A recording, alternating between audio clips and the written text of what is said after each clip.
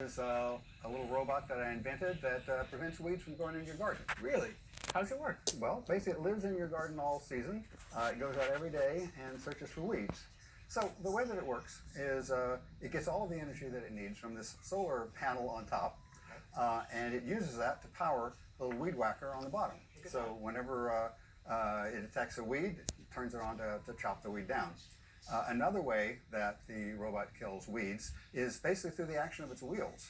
It turns out that when a weed is sprouting from a seed, it goes through a really vulnerable stage where any disturbance in the soil tends to kill it. And since the robot is running around all the time, it tends to kill weeds before they even sprout. Got it. So it's really killing weeds two ways. One through agitation of the soil with the weeds, and the other one with the weed whacker. Exactly, yeah. Got it. Okay.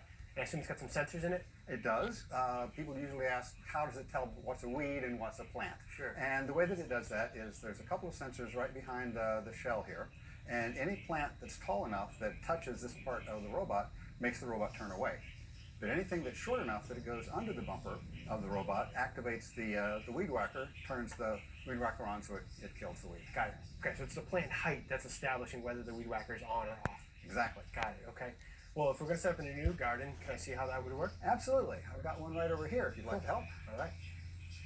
So the robot is designed for an area up to about 200 square feet. There's two different procedures here. Yep. First off, if you have a large plant that you're transplanting, then it'll be fine just by itself. So we're going to dig a hole and we'll put the Right here? plant in the hole. That looks fine. Sound good to you?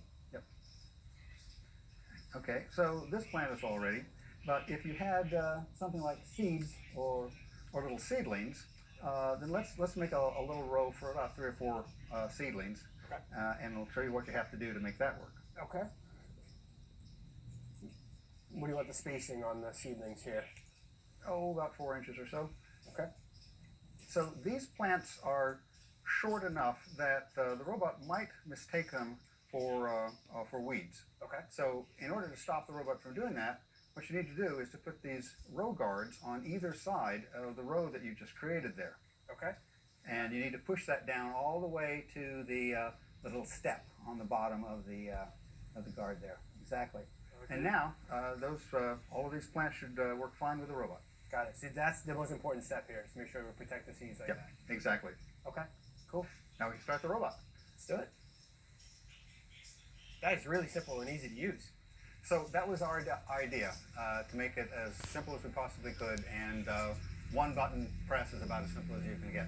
But you can get into more detail, right? But you can. There is an app that accompanies the robot, and it'll give you some information about how the robot's working and what it's doing.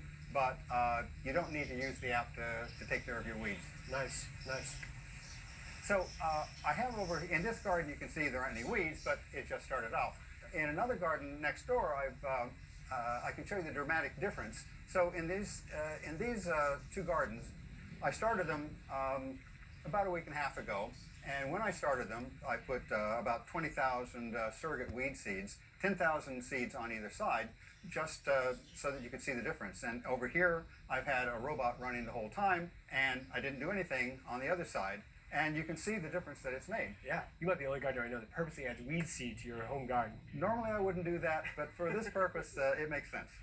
We're pretty pleased with the way it works. Now, Joe, thank you so much for showing us this. Now, what do you see as the future of home gardening, maybe 10, 20 years out? So what I think is going to happen with home gardening, with landscaping, and with a lot of applications where robots can help, is I think the robot will just become invisible. I think you'll buy a robot to do a service for you. You'll put that robot in the place where it's supposed to work, and you'll forget about it. You won't see it do its job, but what you'll see is the results. So you'll have a garden, you don't have to do any weeding, and it won't have any weeds. The same thing for landscaping areas and all the other applications that robots are going to do. It'll just be invisible. Awesome. Thank you so much, Joe. I appreciate your time. It's awesome. It's been great fun. Thank you. That was awesome. So cool, right? Very interesting segment. Well, first off, how did I do on planting? You did great. You didn't bury it too deep. I was proud. All right. Well, do you have the same kind of viewpoint as Joe does for what the future of landscaping might be? Well, I don't think little robots are going to take over that connection that people need with their landscape and the environment. People need to touch